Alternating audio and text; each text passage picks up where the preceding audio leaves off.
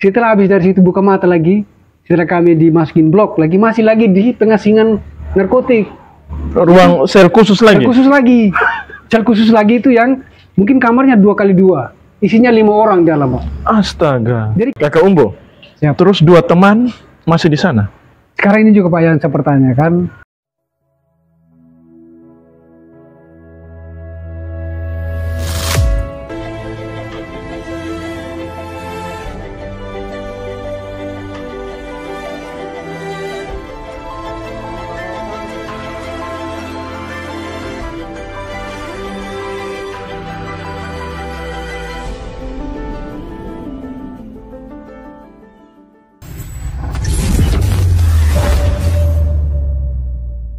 Bulan yang mau keluar dari situ, puji Tuhan saat itu, saya sementara tidur siang. Memang saya rasa dari pagi itu saya rasa agak aman, bisa punya badan. Bangun, tidur siang, bangun, saya kasih turun kaki dari tempat itu, saya kasih turun kaki ini. Puji Tuhan, dalam hati, terima kasih Tuhan. Bisa coba gini di tempat tidur lantai ya, ini. Oh bisa, pasti tangan saya. Oh puji Tuhan. Habis kita berdoa, Tuhan tolong saya, kalau Tuhan sebenarnya hendaki saya kuat, nyatakan kasih-Mu, nyatakan keajaiban kasih-Mu Tuhan. Saya mau berdiri. Dalam hati berdiri. Saya berdiri. Tahan kaki saya. Setelah itu, saya melangkah. Pelan-pelan saya melangkah. Habis melangkah, saya pegang tembok, saya keliling. Nah dari tembok sana saya jalan lagi.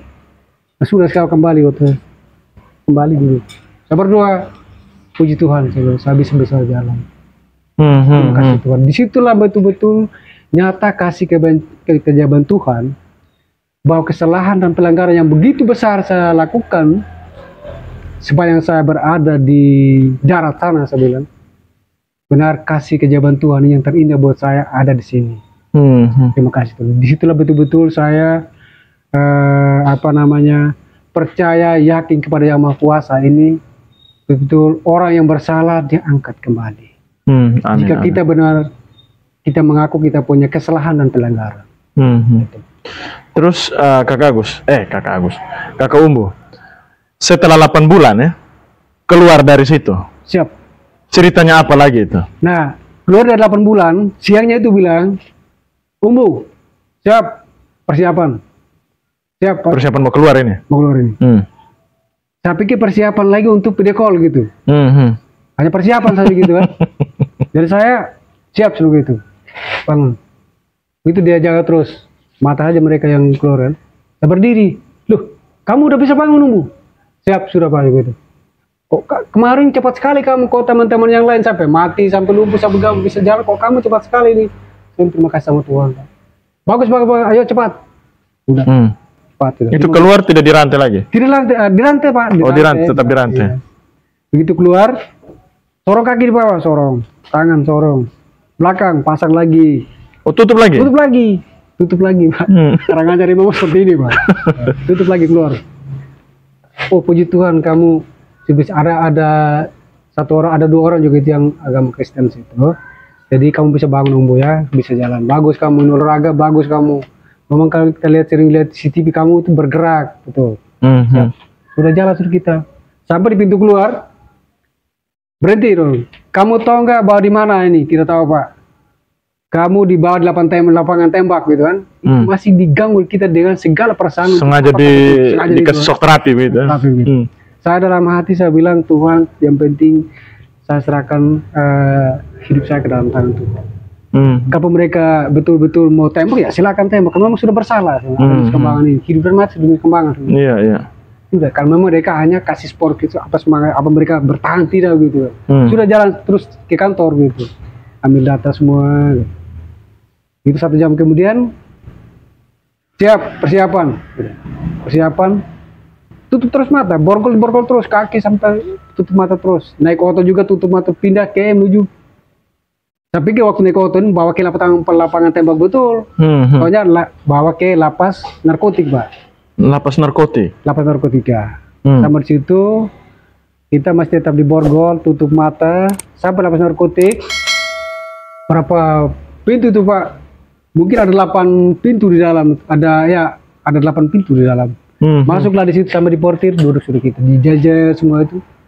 Ada teman-teman yang ada yang dari Amerika, ada yang dari Taiwan, ada yang dari Nigeria. Oh ini napi-napi luar negeri ini? Napi-napi luar negeri kan yang ditangkap di Indonesia, yang narkoba semua. Mungkin yang kriminal waktu over ke narkotik mungkin kriminal mungkin hanya berapa orang, hanya ada 5 orang ada. Karena kan waktu itu kan 23 orang yang dioper ke ini, yang keluar dari pengasingan Karanganyar. Jadi teman-teman ini yang persamaan dari lapas pengasingan Karanganyar ini, ada yang pakai tongkat, ada yang pakai diangkat gitu. Istilah semua dengan masalah kesehatan, betul? Kesehatan semua Pak. Jadi yang bisa jalan yang pakai ini, yang bisa jalan hanya berapa pohon, mungkin sekitar ya tidak sampai 10, sekitar. Termasuk kakak Umbu? Termasuk saya, jalan. Jadi saya dalam hati saya bilang, Tuhan tolong kasih kekuatan teman-teman saya yang bisa, kalau bisa mereka bisa jalan juga. Begitu sampai situ di portir duduk berjajar gitu. Nah sudah, setelah lama sudah serahkan, mereka sudah serahkan kami di lapas narkotik. Ini sudah buka penutup? Itu jadi, penutup kepala sudah buka ya? Belum. Oh, belum buka, Mas, tetap. Belum. Jadi Bapak Kalapas ada, terus lagi Bapak KPLP ada, sudah tantangan ini surat pengantar mereka untuk serah terima. Sudah. Jadi semua dibuka mata semua, karena sudah di tangan kami sekarang. Buka mata semua. Buka mata. Begitu buka mata saya bilang puji Tuhan. Lihat begini sudah lihat teman-teman yang lalu lalang yang lihat alam terbuka sudah. Bukan. Terima kasih Tuhan. Saya segar coba. Ya. Jadi ada yang ibu-ibu, ada yang selama sepanjang kita di pengasihan kan tidak pernah lihat orang kan? Dari sejak kita masuk ke Kepangan tidak pernah lihat orang gitu. Yang pakai baju dinas LP yang sampai ke Bubak, ya, pokoknya LP darat lah yang pakai baju dinas itu. Pernah lihat. Ketika sampai sekarang di lapas narkotik ini, buka mata, borgo juga tidak pakai, lega sudah 9 terima kasih. Walaupun masih tetap kembangan, yang penting sudah bisa bebas lah gitu. Nah, giliran Pak, setelah habis dari situ buka mata lagi, setelah kami dimasukin blok lagi, masih lagi di pengasingan narkotik. Ruang sel khusus lagi? Sel khusus lagi itu yang mungkin kamarnya 2x2. Isinya 5 orang di dalam, Pak. Astaga. Jadi kita tidurnya itu di atasnya 3 orang, di bawahnya 2 orang pakai jalan untuk ke kamar mandi 2 orang. Jadi kita, wah, saya dalam hati bilang aduh Tuhan. Pokoknya seperti kayak kayu api saya sudah. Ya itu. Jadi bilang, mana yang benar ini? Kita sudah di Karanganyar di pengasingan, terus lagi di situ lagi, di sini lagi. Nah, setelah tanya di sini kamu 2 minggu. Wah, kalau 2 minggu ini parah lagi sama gitu. Parah lagi, karena kamarnya kecil Pak.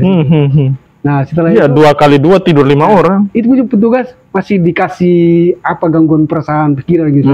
Ternyata baru situ sampai di pengasingan apa namanya. Tapi tidak sama Karanganyar lagi, ada trali-trali. Pintu masih bisa panggil teman, masih bisa lihat tamping-tamping kan. Oh iya, tidak tertutup sama sekali. Tutup sekali, sama sekali tidak. Hanya kamar aja yang kecil dalam itu. Nah sudah 4 hari sudah keluar, pindah sudah di blok kamar. Oh, tidak sampai 2 minggu di situ? Tidak sampai 2 minggu. Nah ini dia tadi dikasih gangguan. Oh, sengaja saja begitu. Nah, sudah jadi 4 harinya keluar sudah masuk blok. Begitu bergabung dengan teman-teman, ada yang 20 orang, ada yang 12 orang, ada yang 10. Ada satu yang blok ini ya? Jadi saya masuk di yang kamar besar itu ada 20 orang. Jadi kita di dalam ada yang dari India, ada dari Taiwan, dari kamar semua, dari Amerika, ada Felix, ada Christian. Kenal ya? Kenal semua. Jadi kita dari Indonesia, ada dari Lampung, ada dari Medan, dari Batam ada. Ya pokoknya di Indonesia ada sekitar belasan orang, 12 orang ada. Jadi teman-teman ini kan orang dari luar negeri semua, ada orang asing semua. Jadi kalau mereka pakai bahasa Inggris saya nggak tahu Pak. Bahasa Jawa yes no saja begitu. No saja. Biasakan waktu di kamar itu saya diam-diam aja sama dia. Sudah. Setelah itu tidur juga 20 orang ini. Kamarnya kan lumayan. 20 orang ini kan tidak pas juga di atas. Jadi saya mau tidak mau tidur sudah di bawah.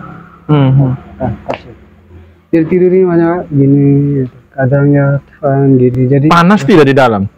Oh, kalau di dalam sudah ada AC. Oh, ada AC. Ya, ada AC, terus juga bersih di dalam.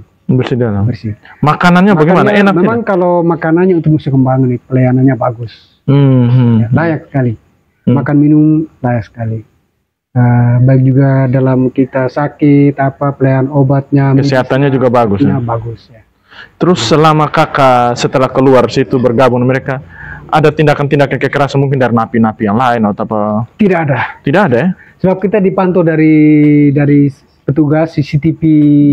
Jadi istilahnya kita di dalam itu betul-betul dibenahi untuk kita ciptakan suasana damai. Jadi akrab dengan napi-napi lain akrab begitu? dengan napi-napi lain gitu. Jadi dalam satu blok itu kita akrab dengan napi-napi lain. Tidak ada saling kita, tidak ada. Tidak ada saling bully, tidak ada. bikin kekerasan, tidak ada ya? Tidak ada. Kalau ada seperti itu juga, ya karena memang penjara ini kan penjara yang mati hidup. Jadi contoh macam saya Pak, Ya. kalau Pak ganggu saya, mungkin dari Medan atau dari luar negeri, saya juga nggak mau kalah begitu. Karena memang ya kalau saya tidak bersalah, selagi dia mengganggu saya, kalau saya selagi tidak bersalah, kalau dia mau buat saya kan, saya harus bela diri kan begitu? Bela diri gitu. Gitu. Jadi tidak ada kita yang salahnya, tidak ada. Tidak ada. Hanya jadi kalau kita sebentar untuk ke gereja.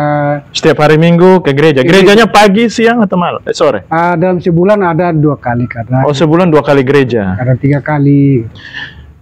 Itu dia gereja Katolik dan Protestan gabung atau ada masing-masing? Kalau Katolik, Kristen, Protestan, Buddha, Hindu gabung kami. Oh, gabung. Gabung. Oh, gitu. Terus juga di masjid orang Pak berhadapan. Gereja sama masjid berhadapan. Oh, jadi Katolik, Protestan, Hindu, Buddha gabung. Satu kali ibadat begitu. Jadi dalam satu kamar campur aduk kita, ada yang Muslim, ada yang Kristen, ada yang Katolik gitu. Jadi tiap hari Minggu itu dalam sebulan ada 3 kali, kadang 2 kali kadang gitu. Di situlah kita betul bahwa Tuhan ini luar biasa.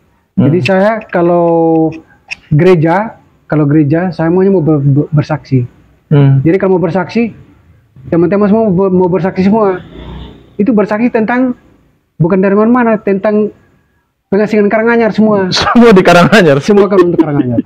Jadi yang masuk Nusa Kambangan harus melalui Karanganyar. Di Karanganyar itu saya lupa tanya tadi, itu dalam dingin juga, AC juga? Dingin, tidak ada AC. Tidak AC tapi dingin? Dingin. Nyamuk, banyak nyamuk. Banyak nyamuk di dalam. Karena nyamuk ini dia lewat, ada juga ada lubang angin di atas. Nyamuk.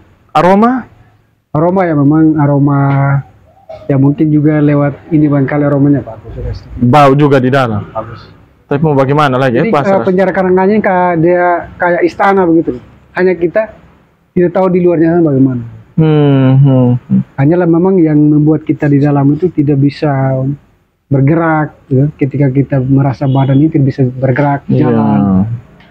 Itulah memang satu hal bagi pribadi saya, satu hal untuk kita merenungkan ini kesalahan dan pelanggaran.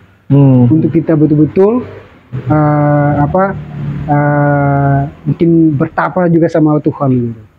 Ada waktu-waktu olahraga di situ?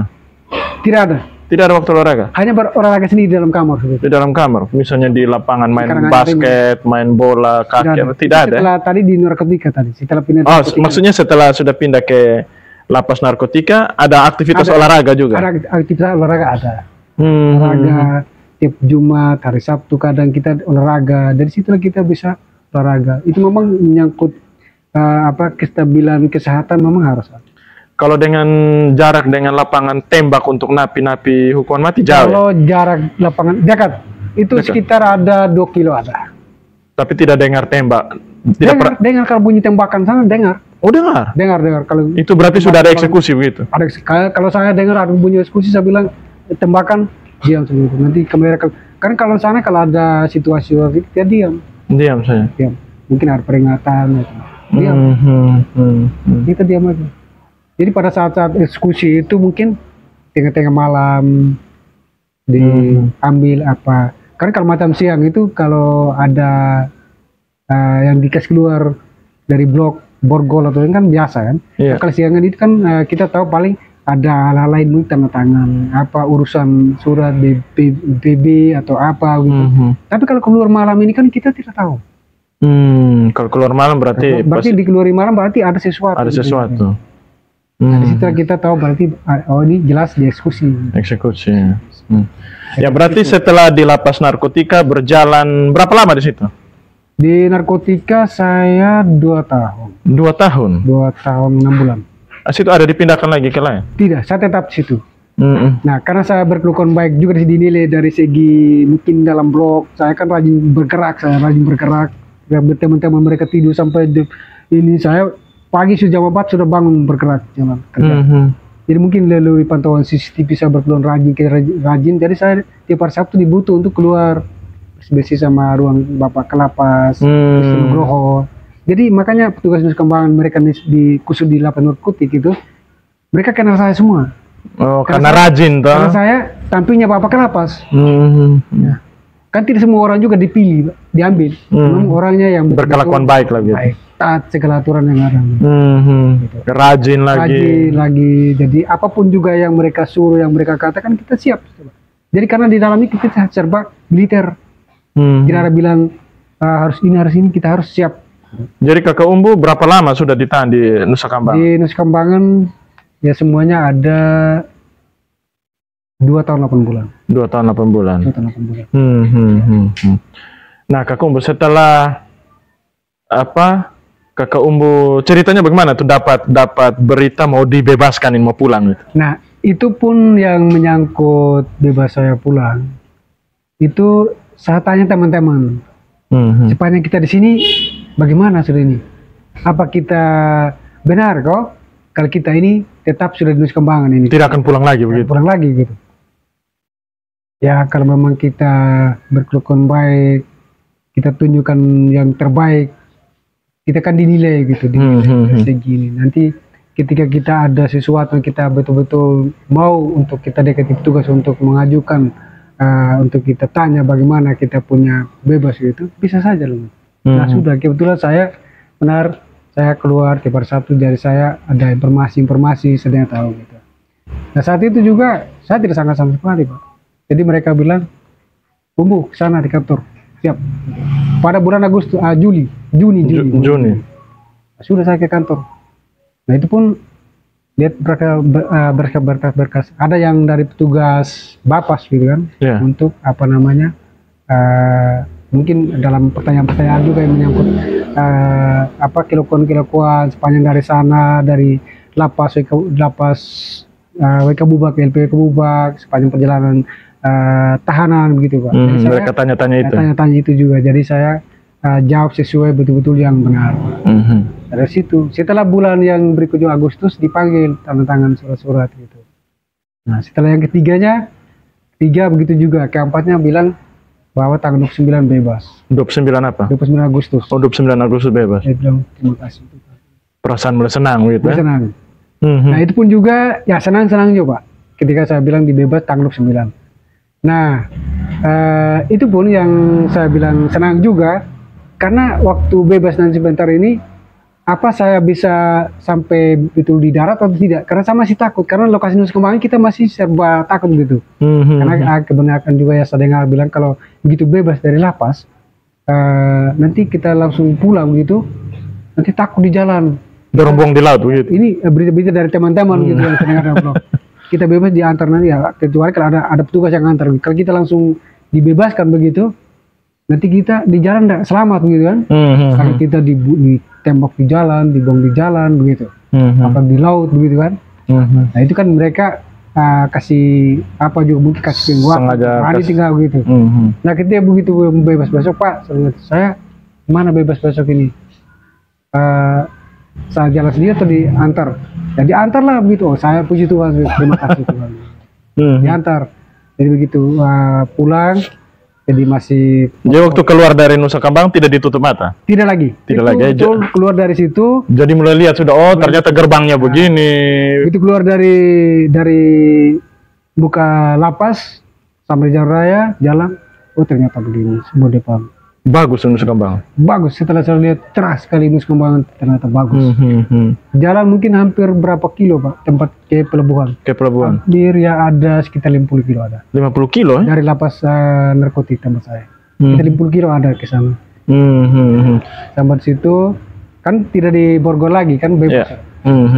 Naik kapal laut sudah. Naik kapal feri sudah. Waktu datang itu pakai perahu. Ketika pulang pakai feri. Pakai feri ya. Ada yang jemput di pelabuhan sebelah? Tidak ada. Sampai di pelabuhan sebelah di Cilacap, petugas tanya saya, "Bumbu, ada nomor handphone nggak yang kamu tahu?" Ya kecuali nomor handphone anak saya, Pak, sama Putra ada di ini. Coba saya minta sebentar, Pak. Kasih HP-nya Paknya, pinjam, saya minta nomor. Sudah minta kirim, Putra kirim nomor saudara di Jakarta sama Raja, anaknya Umbu Kupang. Sudah saya telepon. Umbu Raja saya, ini dia Mbak Putra. Umbu Raja kaget, udah bebas Mbak Putra, sudah bebas kakak.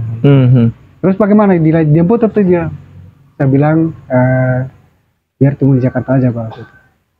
Saya ada teman-teman bebas juga dari Malaysia, ada dari Nigeria, dari Taiwan, ada 2 orang. Jadi sama-sama jalan, naik bus ke Jakarta. Sampai di Jakarta, saudara saya Umbu Raja jemput di terminal Kalideres. Itu juga dalam perjalanan itu Pak, penuh penurungan juga.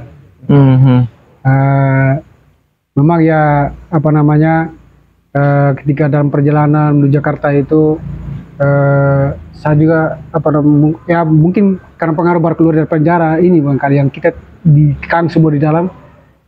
Memang apa namanya, situasinya bagus di sepanjang Jakarta, tapi saya macam kayak sama aja jalan biasa begitu.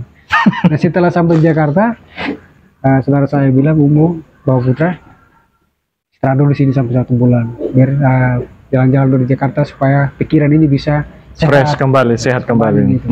Dan ternyata selama itu 1 minggu, hampir 2 minggu lah di Jakarta. Jadi saya betul-betul setelah itu baru saya tahu bahwa saya betul-betul lihat di situasi cerah betul sampai begitu Pak.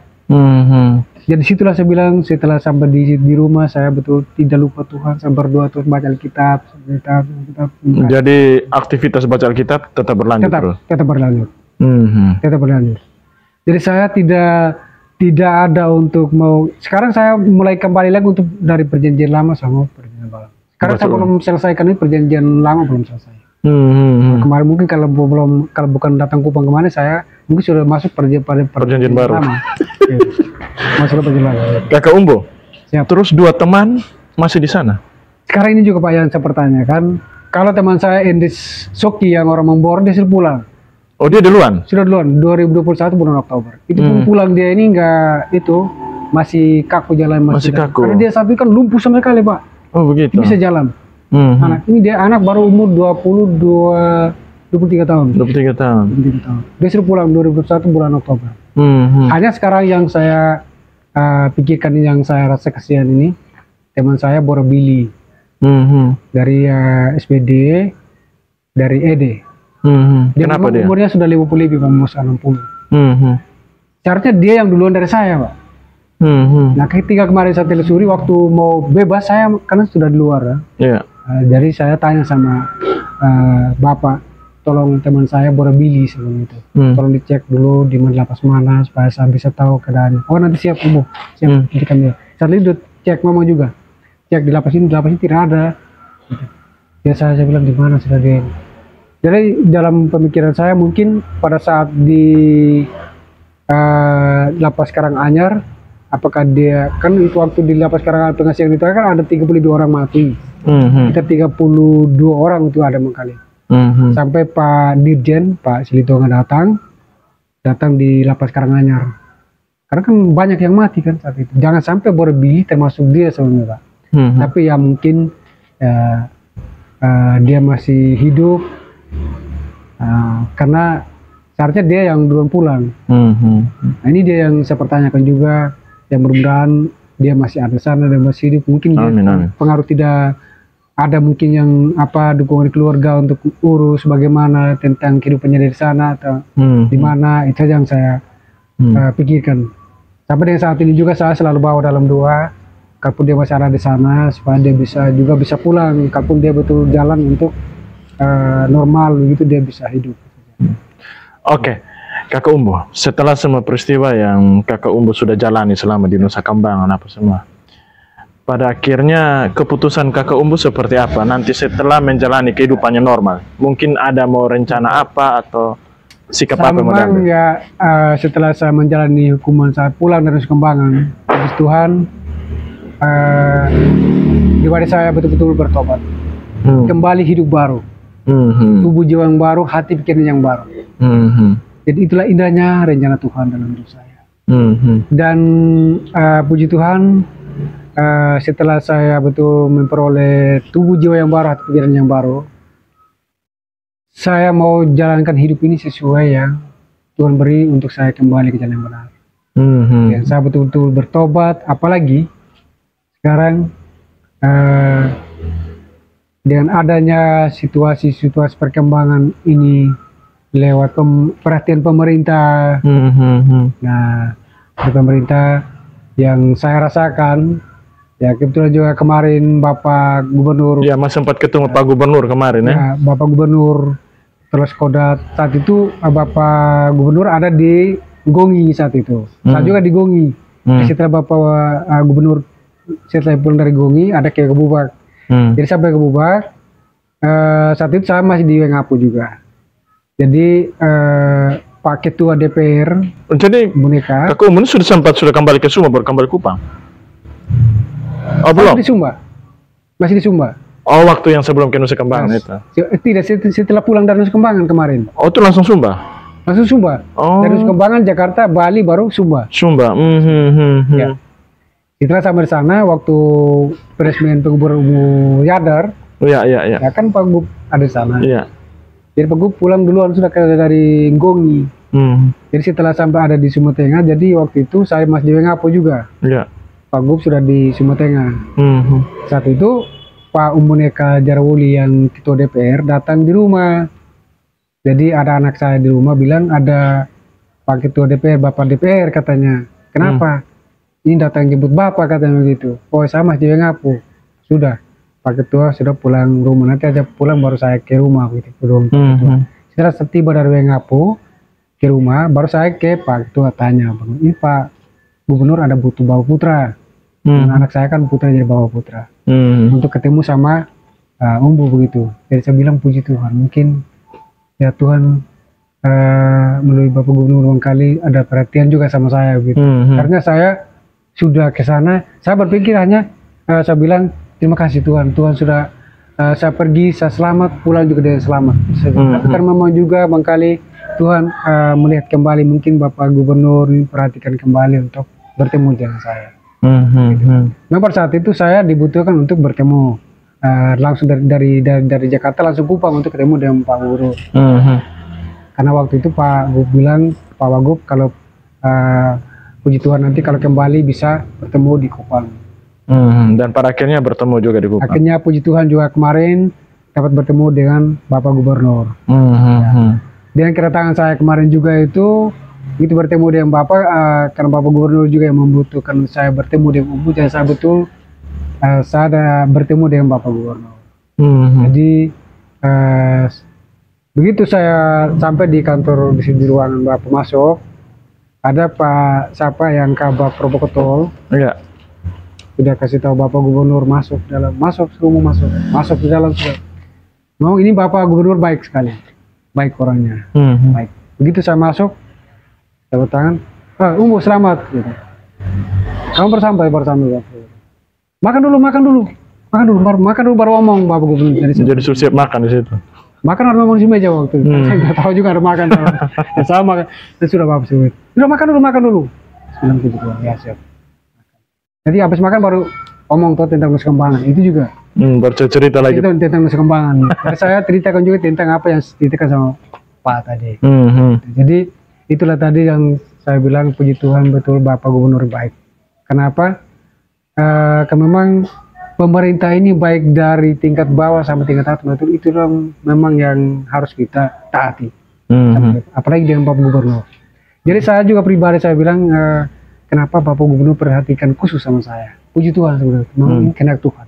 Kenapa dengan sekian banyaknya penjahat juga di Nusa Tenggara Timur ini, Bapak Gubernur bisa mau ketemu dengan Kakak Umbu gitu. Memang ini satu hal yang luar biasa, kasih kejadian Tuhan. Ya, baik. Terima kasih Kakak Umbu untuk waktunya sudah mau berbagi dengan penonton Pod James di mana saja berada. Siap. Semoga dari ceritanya dan pengalaman hidup dari Kakak Umbu ini bisa menjadi pelajaran yang berharga bagi kita semua.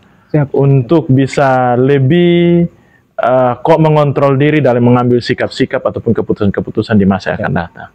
Sekali lagi terima kasih Kak Umbu ya. Terima kasih. Oke guys, demikianlah bincang-bincang saya dengan Kakak Umbu Siwawunu ya. Akhir kata, saya James Bore bersama Kakak Umbu pamit. Sampai jumpa. Selamat.